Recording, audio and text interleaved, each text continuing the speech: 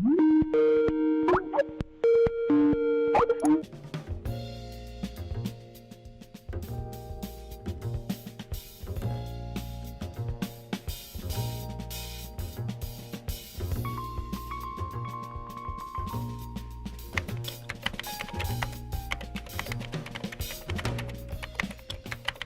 ha tocado fácil y tengo que agradecerlo mucho porque he tenido todas las facilidades que uno puede tener para abordar este tema.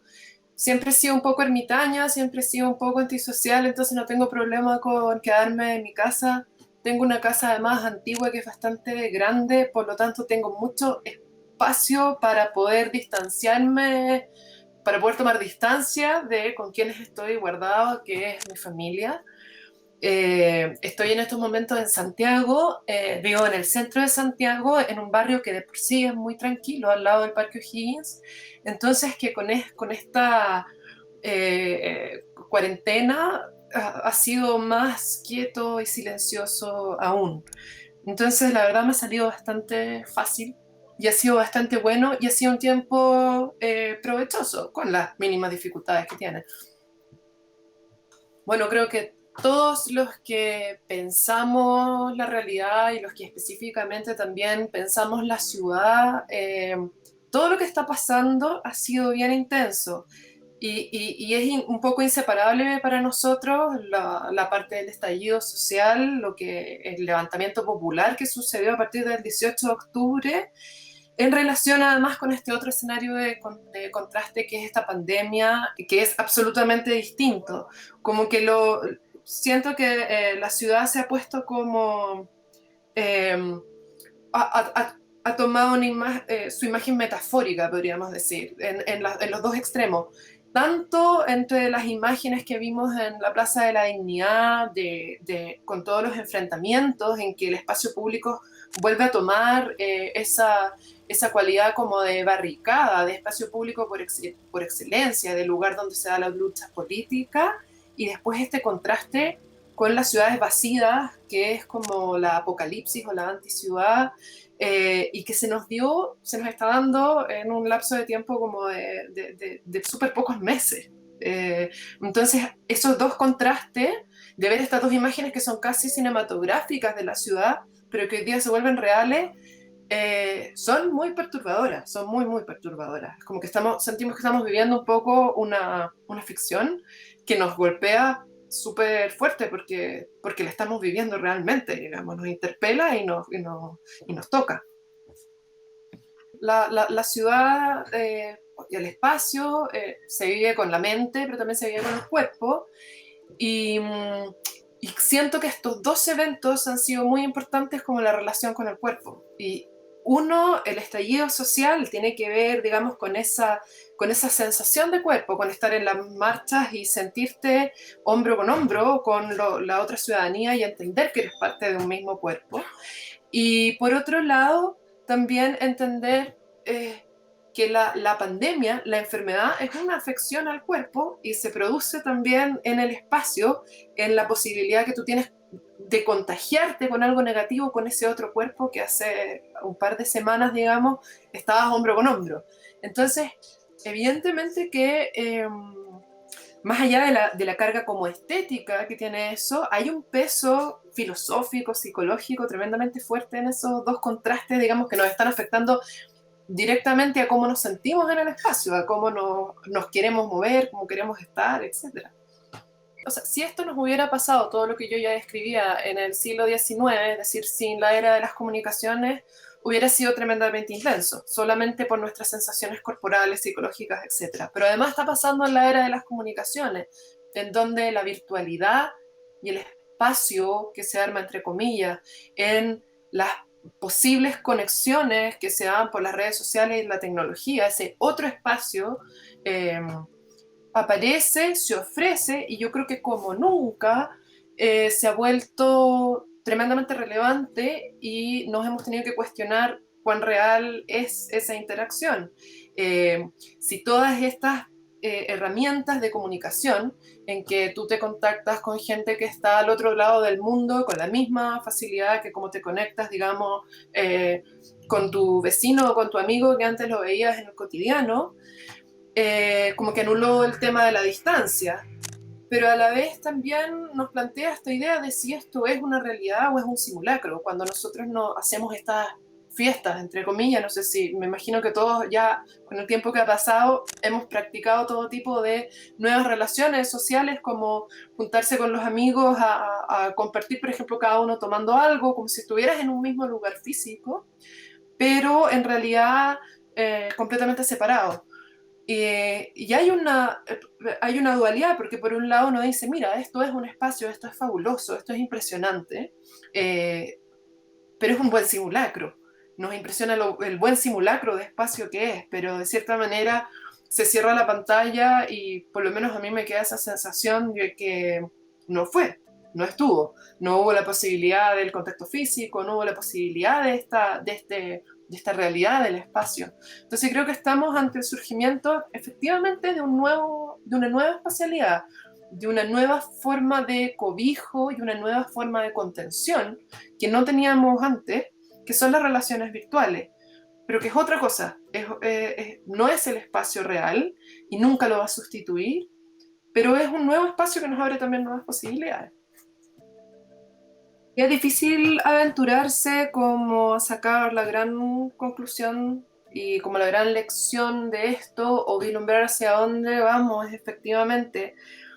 Sí creo que hay conceptos que hacían crisis, como la aglomeración, la masividad, y la preponderancia de la economía o de la eficiencia económica por sobre otras cosas. Creo que, y no es que sea dicotómica, sino que creo que se integra, digamos, va a empezar a aparecer más la complejidad.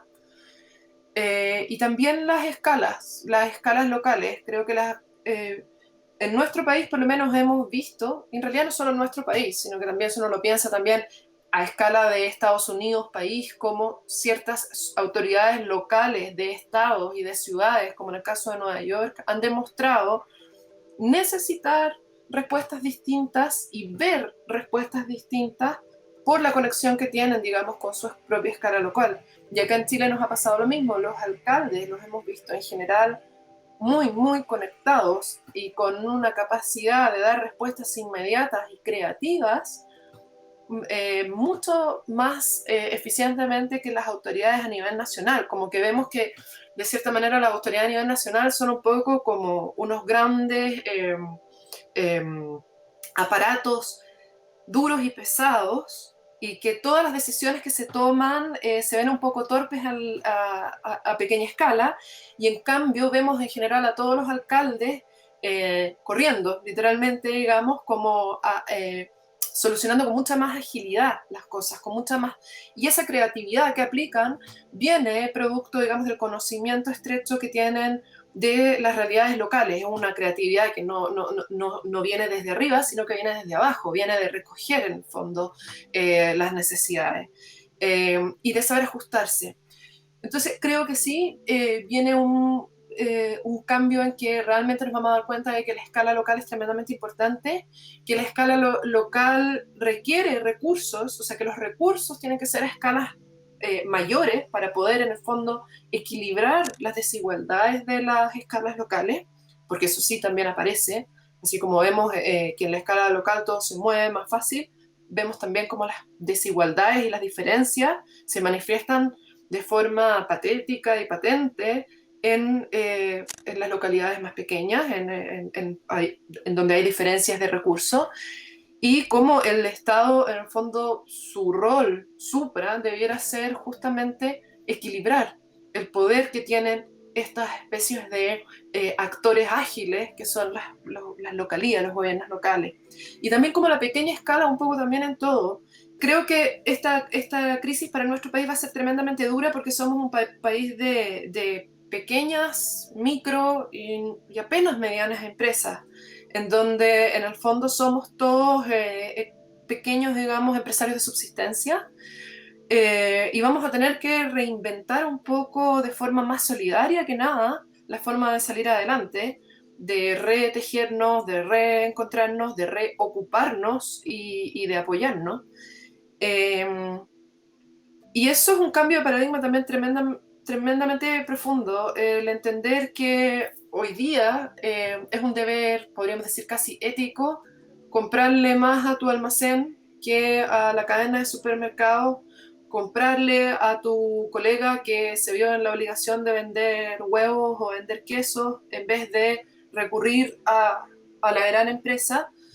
Creo que eso sí nos va a volver a cambiar a una idea de mirarnos un poco más horizontalmente y de volver a tejer esas redes de colaboración y entender de que si bien es más caro como en lo inmediato, en realidad estamos produciendo una sociedad más sólida, más solidaria y más sólida.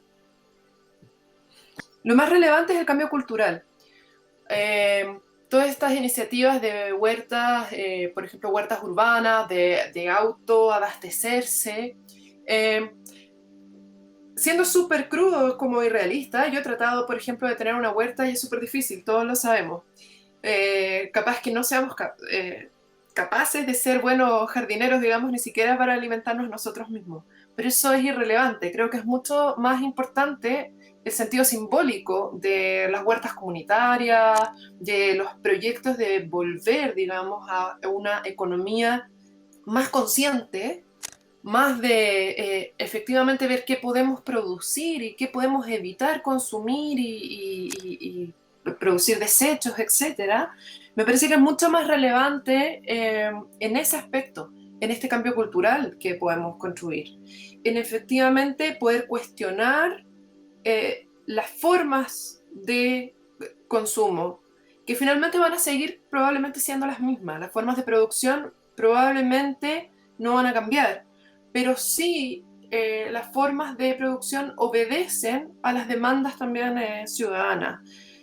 Si nosotros aprendemos a relacionarnos también de otra manera con, con la tierra, esto puede sonar muy hippie lo que estoy diciendo, pero con la tierra, con la naturaleza, las formas de consumo van también a cambiar y van a responder un poco a eso, independiente de que sigan existiendo o no. Es decir, la industria va a seguir existiendo, pero podemos tener una mejor industria.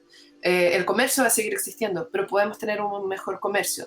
Y para lograrlo es súper importante que cada uno trate de plantar tomates, independiente de que nos resulte o no plantar tomates. Pero en el fondo el cambio cultural que hay en ese pequeño acto es, a mi juicio, mucho más relevante que el resultado práctico o técnico de volvamos todos a la naturaleza o no, nunca con cifras vamos a poder justificar eh, estas especies de economías de resistencia, pero culturalmente sí son muy relevantes porque producen cambios en las grandes, digamos, estructuras, que son las que tenemos que modificar.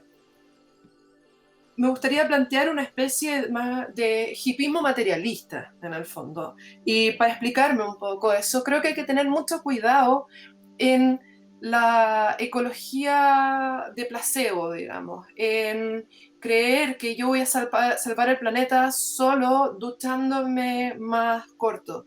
Se agradece, es muy bueno tomar conciencia, es un cambio cultural, como lo que ya decía, pero si no nos involucramos políticamente en entender quiénes están ocupando y se están apoderando de nuestras aguas en el territorio y que le están quitando las aguas, digamos, a los agricultores, si no nos entramos en la arena política, la verdad es que si te duchas 1 hora o te duchas 5 minutos, la debacle va a suceder igual.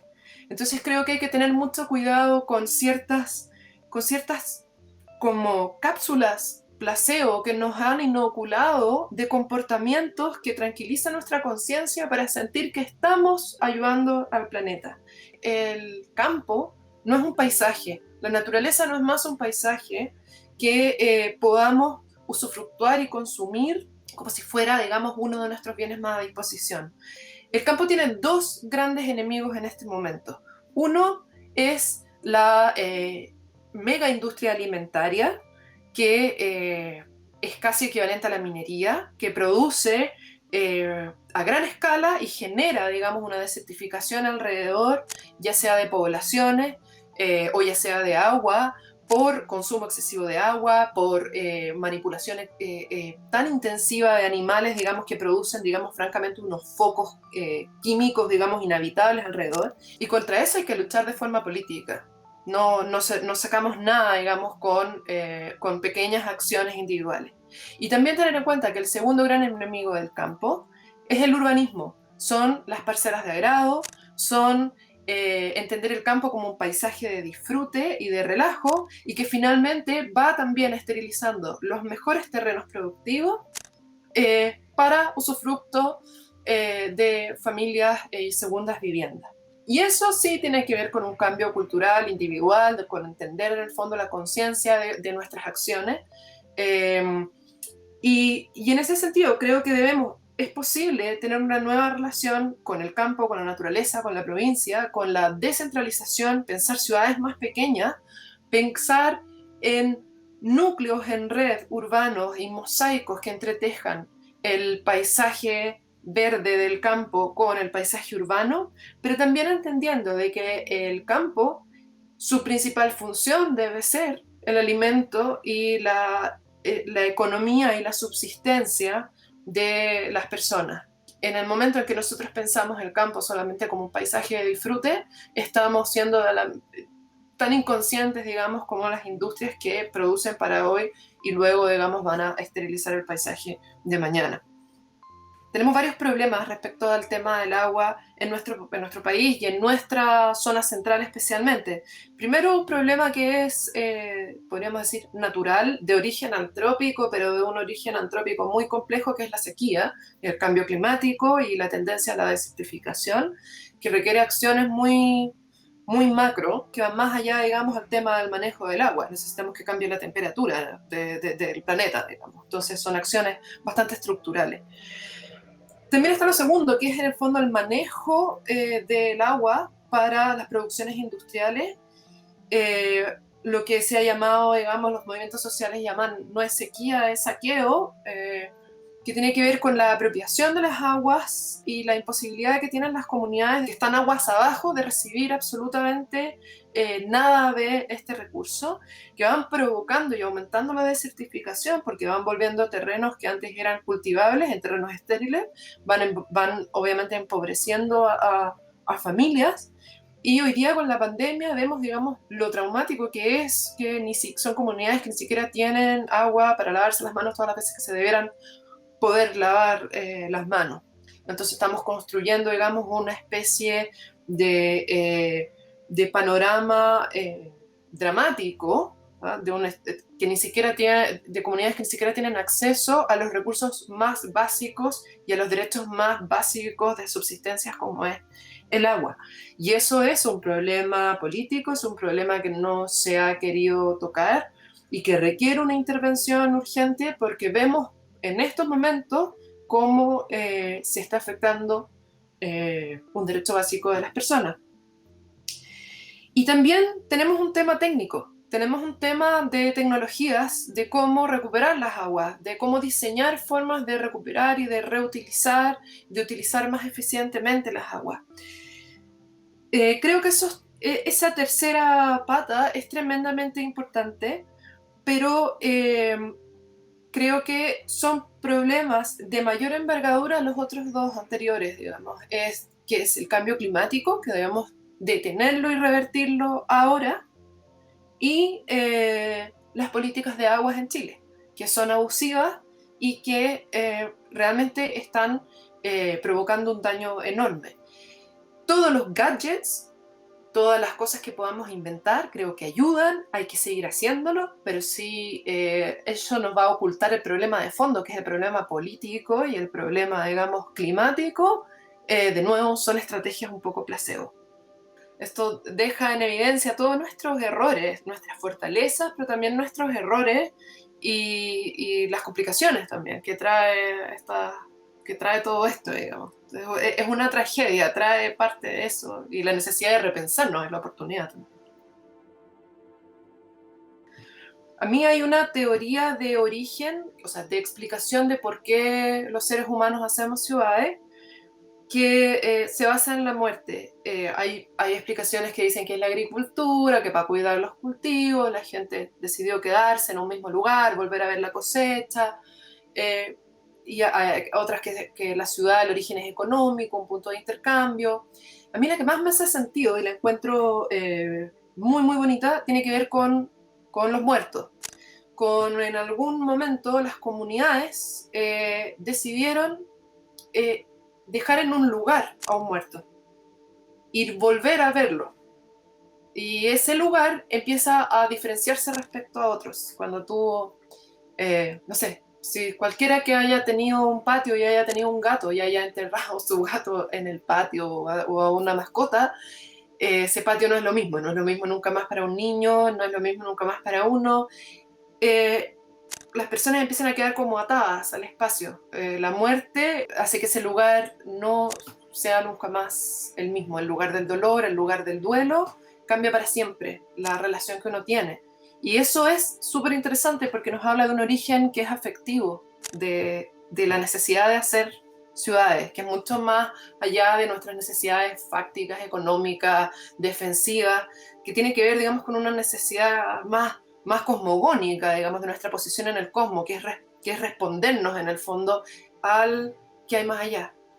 Cuando uno ve, claro, lo tétrico que resulta con la pandemia, ver ataúdes en las calles, cantidades y cantidades de ataúdes, pensar en fosas comunes, pensar en los parques de Nueva York, la ciudad, digamos, como que queremos ser, todos queremos ser Nueva York. Y pensar que en estos momentos hay parques y plazas en donde están haciendo fosas comunes para enterrar masivamente, digamos, a la gente, es algo que es tremendamente perturbador, porque es como un retroceso a una ciudad anterior. Entonces el volver a la fosa común creo que ha sido una de las cosas más chocantes, porque es un golpe de barbarie que trae la pandemia que es tremendo.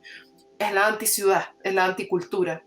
Y también hay otro tema que es muy bonito, el espacio de la muerte, el espacio del cementerio, es un reflejo de la ciudad, sobre todo en nuestros cementerios tradicionales. No estoy pensando en los cementerios parque nuevos que son de una sola tipología, sino que en general pensemos en el cementerio católico, en el cementerio general en Santiago o en cualquier cementerio de ciudad intermedia o de gran ciudad, que son un poco la imitación de la ciudad, en donde tenemos las grandes mansiones, en donde tenemos, digamos, las aglomeraciones y los nichos, y tenemos también hasta las tumbas, digamos, más pobres con un solo crucifijo, que podrían ser, digamos, las callampas.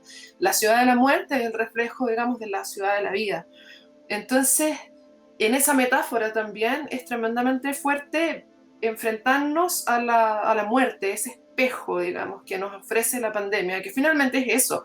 Si finalmente es eso, lo que estamos viviendo hoy día es enfrentarnos con la muerte en nuestro espacio de la vida. Eso es lo que nos tiene a todos, digamos, un poco perturbados. Cómo se coló al espacio de la vida, de la cotidianidad, de lo que todo funcionaba, cómo se nos metió, digamos, la parca, digamos, y se nos paró, digamos, al lado y intervino en nuestro espacio. Pero también es la forma en que hemos construido el conocimiento, así que creo que es una forma de crecer. Nosotros crecemos enfrentándonos también y viendo y encarando, digamos, a la muerte, cuidando a la muerte, queriendo a la muerte, reconciliándola, construyendo, digamos, esa relación. Y bueno, esto es un momento que a lo mejor debemos pensar como de crecimiento porque estamos enfrentados a la calavera otra vez. En realidad llegué al tema por una canción de la Laurie Anderson que se llama The Beginning of Memory, el comienzo de la memoria, que está basada en una obra griega, en una tragedia griega que se llama Los pájaros, que viene muy a colación de esto.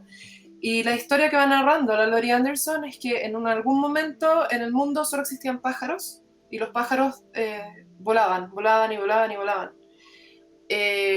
Y en algún momento se muere un pájaro y la alondra, una alondra, digamos, la hija de ese pájaro fallecido, tiene el dilema que no tiene dónde dejar el cuerpo de esa alondra porque no existen nada más que pájaros revoloteando.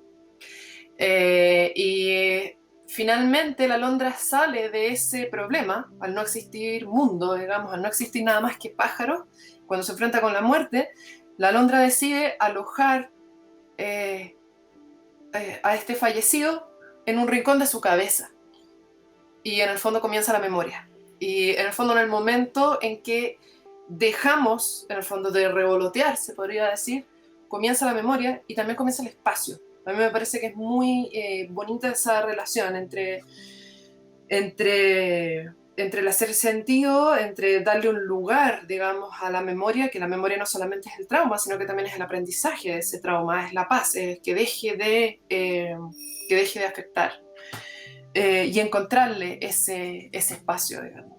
Nada, quería, es que de lo que habíamos hablado, me recordé de eso y tenía que mencionarlo y traerlo, digamos, a colación. Pero creo que nos estamos abriendo a miles de temas.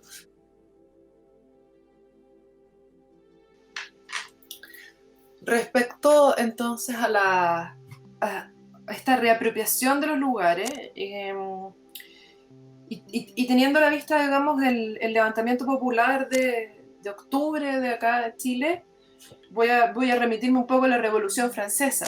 La Plaza de la Dignidad es dos cosas a la vez. Es la Plaza del Rey, en donde en el fondo se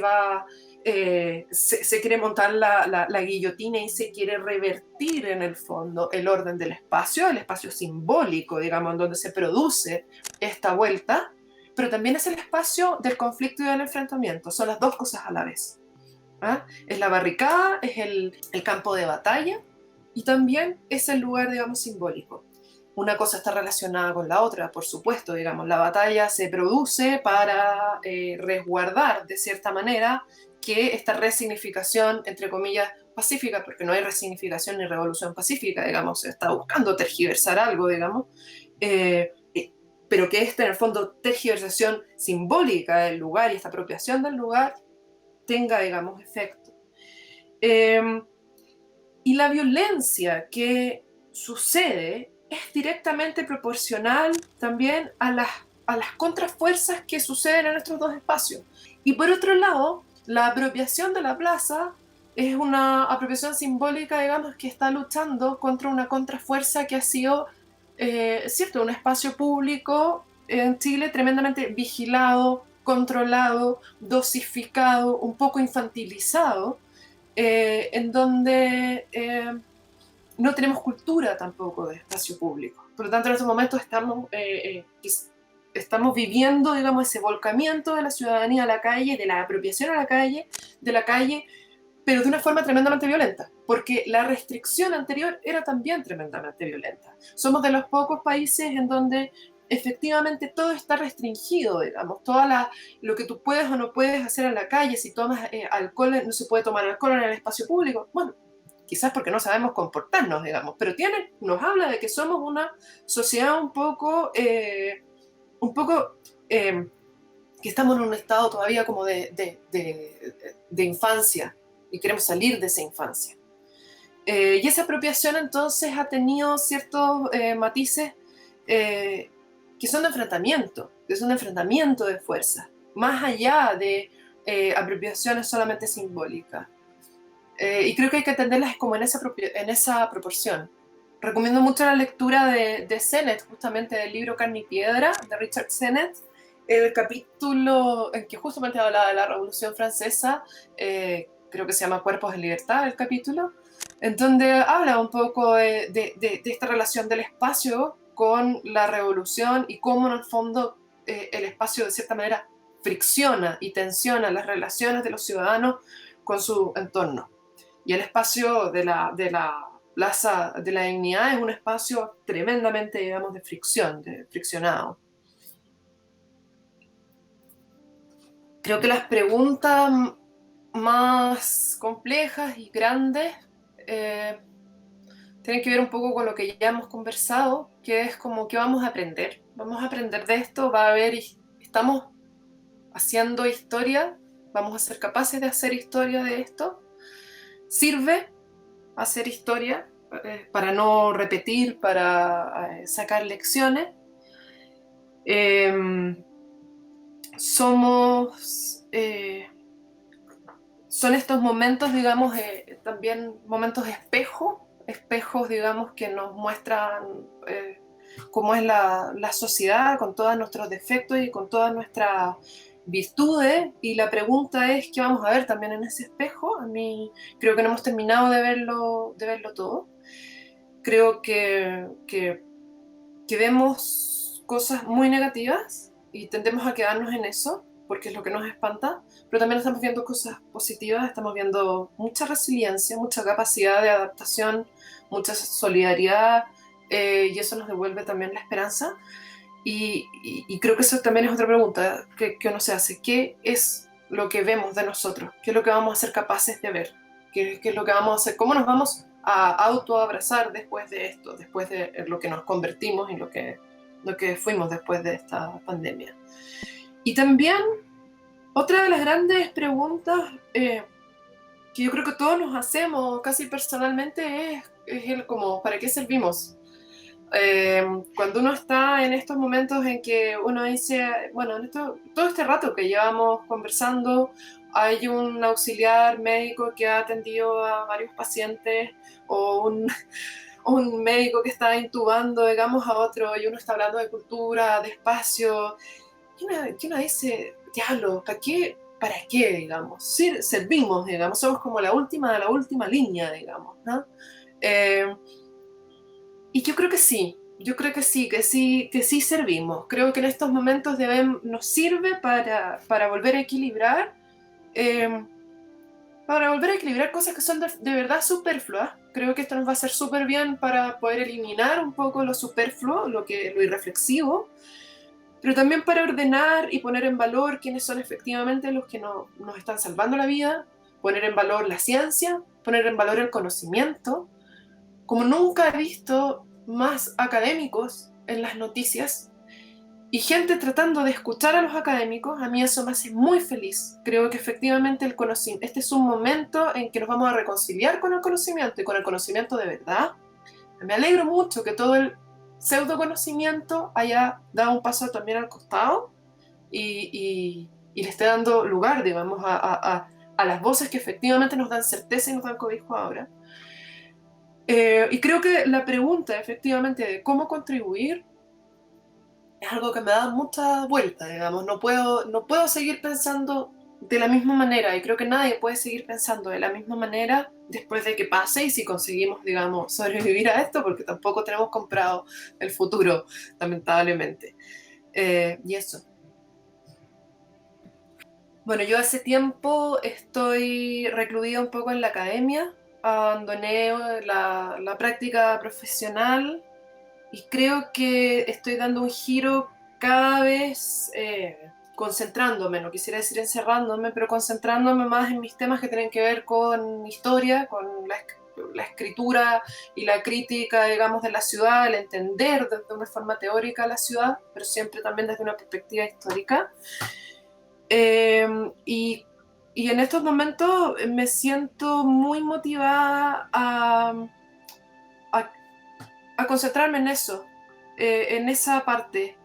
Eh, Justamente me he sentido súper incómoda en el papel de experta que suele tener, digamos, como los académicos, digamos, cuando son consultados. En estos momentos, como que me ha tocado más que nunca creer que uno es experto en algo, cuando estamos frente a un momento de incertidumbre global, casi, digamos, de envergadura, digamos, cósmica, digamos. Eh, Me ha hecho volver a otra forma de replantearme y es el que no quiero ser más una experta, no creo que esa sea la competencia por tener la última palabra y el dato exacto. Eh, Creo que en mi caso me quiero alejar un poco de eso, prefiero pensar las cosas, prefiero producir otro tipo de conocimiento que es más bien reflexivo. Eh, y más holístico, más complejo y más completo, y justamente renunciando a la idea de de poder llegar, digamos, a solo resultados, sin por eso no querer decir de que esa búsqueda del resultado y de lo exacto es tremendamente necesario y alguien tiene que hacerla. Pero creo que es el momento también de repensarse qué le hace a uno más sentido, en qué se siente uno más útil y más cómodo y distinto respecto a otro, en que uno puede hacer efectivamente la diferencia, porque más que nunca creo que la vida es una y no sabemos hasta cuándo. Ya, pues, nos vemos.